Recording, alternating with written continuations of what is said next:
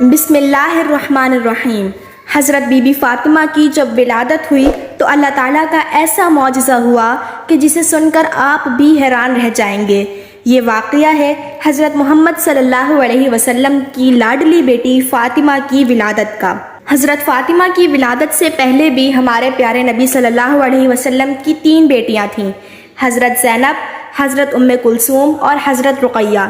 یہ تینوں حضرت بی بی فاطمہ سے بڑی تھیں اور ان تینوں بیٹیوں کی ولادت ہمارے پیارے نبی کی نبوت کے اعلان سے پہلے ہوئی تھی۔ حضرت ختیجہ جو کہ حضرت فاطمہ کی ماں تھیں، جب حضرت ختیجہ نے اللہ کے نبی کا کلمہ پڑھا، جب آپ پر ایمان لے آئیں تو حضرت ختیجہ کے تمام رشتہ داروں نے اور مکہ کے لوگوں نے حضرت ختیجہ سے تمام رشتے ناطے توڑ دیے تھے، اور وہاں کی عورتیں بھی حضرت ختیجہ کے پاس نہیں آتی تھیں، کیونکہ حضرت ختیجہ ہمارے پیارے نبی پر ایمان لے آئی تھیں۔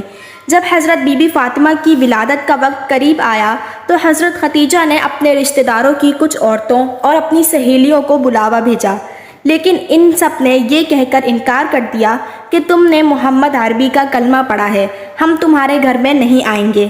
یہ بات سن کر حضرت ختیجہ بہت ہی زیادہ پریشان ہو گئیں اور مایوس رہنے لگیں۔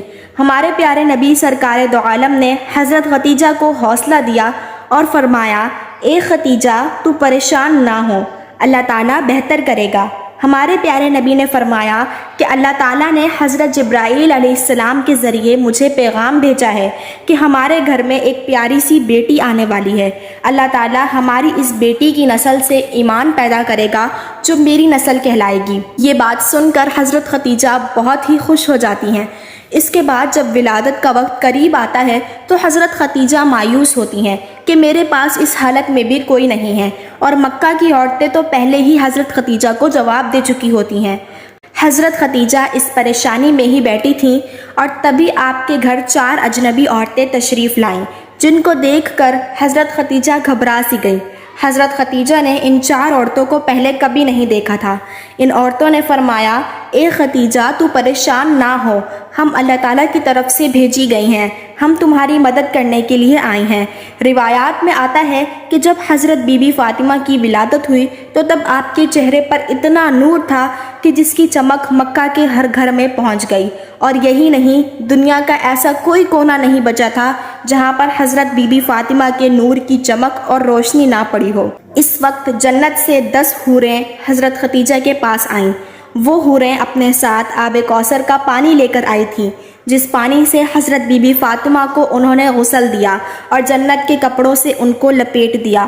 حضرت بی بی فاطمہ کی ولادت کے بعد اللہ تعالیٰ نے جنت سے بی بی فاطمہ کے لیے لباس بھیجا تھا اور آب کوثر کا پانی بھیجا تھا، جس سے بی بی فاطمہ کو غسل دیا گیا تھا اور جنت کے کپڑے سے بی بی فاطمہ کو لپیٹا گیا تھا۔ اس کے بعد آسمان پر ایک ایسا نور ظاہر ہوا کہ فرشتوں نے ایسا نور اس سے پہلے کبھی نہیں دیکھا تھا۔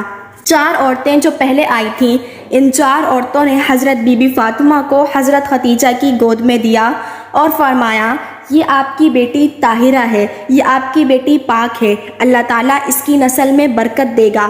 روایات میں آتا ہے کہ ام ایمن ہمارے پیارے نبی کے گھر کی طرف تشریف لا رہی تھیں تاکہ فاطمہ کی مبارکباد دے سکیں۔ راستے میں ان کو ایک عورت ملی جس کا نام سلیمہ خزایا تھا۔ فرمانے لگیں، اے ایمن تم اتنی تیزی کے ساتھ کہاں جا رہی ہو؟